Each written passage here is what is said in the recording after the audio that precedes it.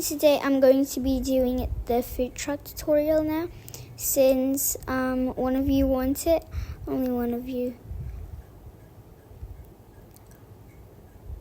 Now first you get the vehicle display, and then you just put it like that, and then you get the car you want. But by the way, make the display a bit small so it won't glitch through the water. And then you just get advanced move, you just do it, pull it down. Then get rotate, then you just rotate it into the position that you want. Like this. You rotate like that. And then you just press advanced move again. And make it